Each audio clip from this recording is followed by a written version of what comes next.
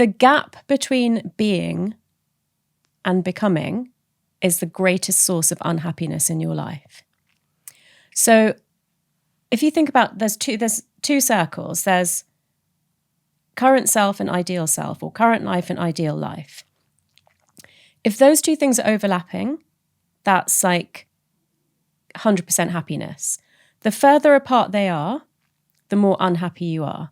So I'm not saying that you shouldn't have goals or want bigger or better things in your life, but the way to get there is to be ultimately grateful for everything you have in your life right now. And to look at those two circles and think about them in two ways.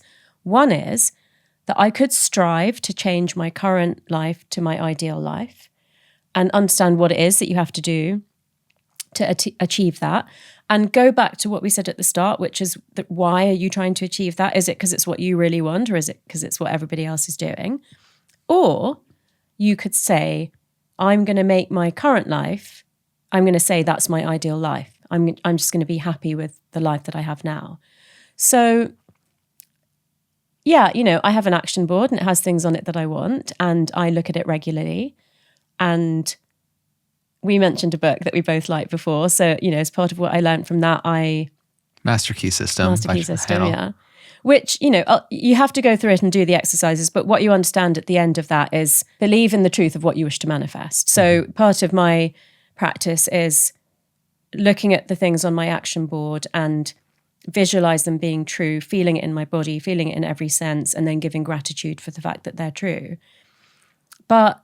And of course I work hard, but not overly striving to get things in my life that are going to put my nervous system out of sync, kind of being patient, like being on that path, but mostly just being very grateful for everything that's happening right now. I mean, I think, if you're lucky enough to have come through the pandemic healthy and not having lost a loved one, then what it made a lot of us realize that, you can have a gratitude list that's 10 or 100 things long, and it can have so many amazing things on it. But really, if you can wake up every day and say, I'm alive and I'm healthy, that's actually enough. And it's a huge privilege, because lots of people have really had to stare that in the face in the last few years, not being true. Yeah. It's, I feel like it's important to have goals and a vision of a future that excites us. But if we always feel like we're not where we want to be, that sucks. Yeah. So I love how you just brought kind of the importance of how good we feel about life around us is the unification of both of those, to where we are living a life of alignment, and who we are being is in the becoming process. And we can still aspire to create things in life, which is beautiful because we're all inherently creative beings, and that's part of our nature. But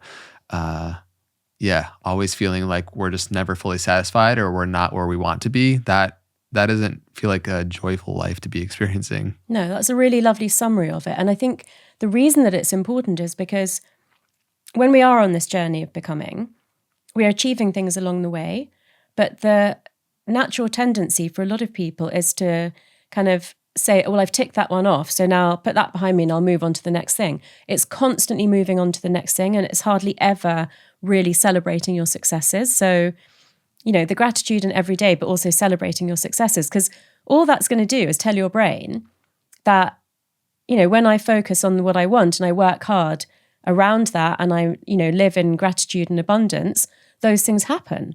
And so that's going to move you away from the cortisol state of fear towards the oxytocin state of love and trust.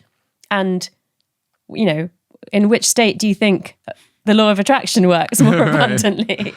It's so interesting to feel into that when we attract things, or we have a desire to create a successful podcast or release a book that does well, or, whatever our goals are. In a way, for it to even come in, we kind of have to expect it. And so I feel like we oftentimes don't create the space for reflection to appreciate what has been created. Yeah. Which is kind of sad, because we're under the illusion of thinking that we're going to feel a certain way once we achieve the thing, but then we invariably achieve the thing, and then we think the feeling is in the next thing. And it's just like this continual pushing off that feeling of a joyful presence into the someday in the future. And so I think that's just such an important reminder to create that space for reflection. There's actually another piece of research around that, which I've never discussed before, but it's called the Honic Treadmill. Mm-hmm. Yeah. Familiar with that. And it's the most famous research around it is from lottery winners who, let's say it's multi-millions, it's life-changing, that obviously you become ecstatic for a short while, but it's shocking how quickly your happiness levels revert to what they were before. Another more day-to-day example that might be more what we're all used to is that if you have a really delicious meal, when you eat the first bite of that, you release like lots of dopamine and other feel-good endorphins and hormones, and you feel very joyful. But each successive bite has less impact and it returns to neutral very quickly. So, that's what we're doing. That, like you said, we're achieving things, feeling happy for a short burst, and then returning to normal. So it's like we're constantly seeking that reward.